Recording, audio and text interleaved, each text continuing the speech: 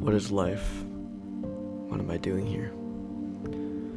I often ask myself these questions over and over in my head, often in times of extreme desperation, when things are pitted against me, seemingly infinity to one. When I'm slumped over a desk, hopelessly breaking myself on an equation I never learned or prepared to learn. And I sit in the passenger seat of the long deactivated car back at home after another day in a gradual downward spiral, alone with my thoughts in that small amount of silent sanctuary or purgatory after the storm, left to soak in my self-pity and failure. Things could never be worse. Everything's crumbling around me. I'm letting everything crumble around me. I did this to myself. I hated myself and I hated life. The dark isolation of the car serves as a temporary shelter, a shield, a sanctuary, blocking out all the figurative traumas and ailments that await me out there. Once I exit this vehicle, I re-enter my life. The thought alone kills me. I'm hiding from my problems, curled up in my tiny spot in the universe where my problems won't find me for the moment, hoping to at least come close to stopping time or even stall for a precious second or two to maybe prolong my impending demise in one way or another. I just need a delay. I also need to know the answer to my questions. Why me? Why'd I have to win some lottery and live a life I didn't ask for? What even is my purpose here? Do I serve a purpose? I knew I didn't have the answer to these questions. I knew going down that path would only lead me further into a darker place I possibly wouldn't come back from.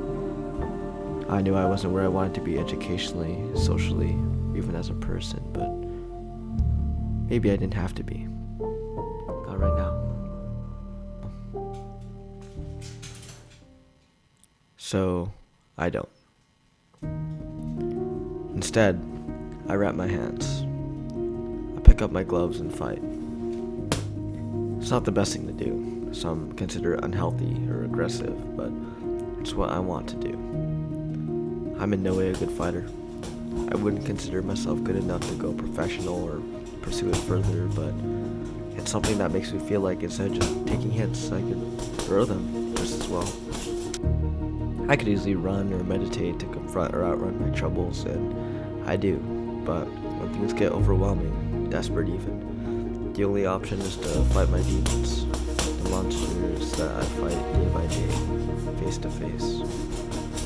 I owe a lot of it to my father, I guess. He wasn't a fighter, but his studies included a bit of boxing in case he ever needed. That's why I started to. Just simple self-defense, to be prepared, to know my limits and own discipline. That wasn't until I started going deeper into it, sparring in a professional gym myself, routinely practicing several times a week. It started being its own thing for me.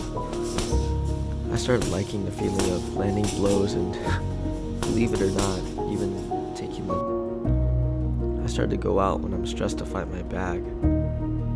Practicing martial arts allows me to forget about everything else. To me, nothing else matters in the moment. In the fight, I feel unstoppable, invulnerable to the hollow letters and numbers and percentages that haunt me outside of it. Even when just stepping out when I'm stressed and unloading on my punching bag,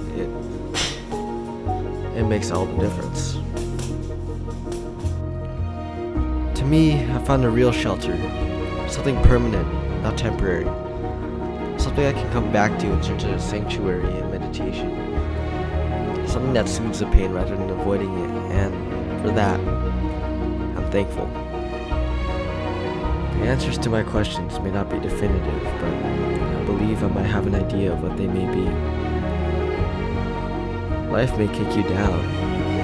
Life may spit in your face, and you may be able to fight back in your own way. But our mission as humans is to remember not to lose ourselves in that fight, our humanity and our humility. We have to remember that the people who antagonize us are people too, and everything happens for a reason. Everything. Things are hard, nothing is objectively negative or positive, it's all a matter of perspective.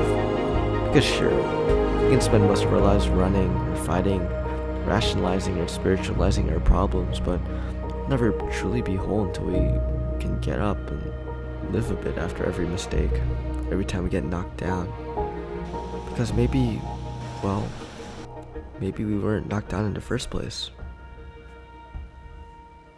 Life is a blessing, meaningful and beautiful, and significant and joyful and painful and devastating and precious. No matter how low we get or how hard it kicks us down, it's our purpose to give it that meaning. No matter what place we're in right now or what we've told ourselves our purpose or goal is. So here's my purpose for you. Smile at a neighbor, say hi or bye to a teacher, write a card to a friend, help someone carry groceries if they're struggling, pick up a piece of trash on your route, anything to make life a little more meaningful for yourself and for others. Because our only source of happiness is our own success and happiness. And how can we call that living rather than just surviving? For the Warrior Times, this is Aiden Rannon signing off.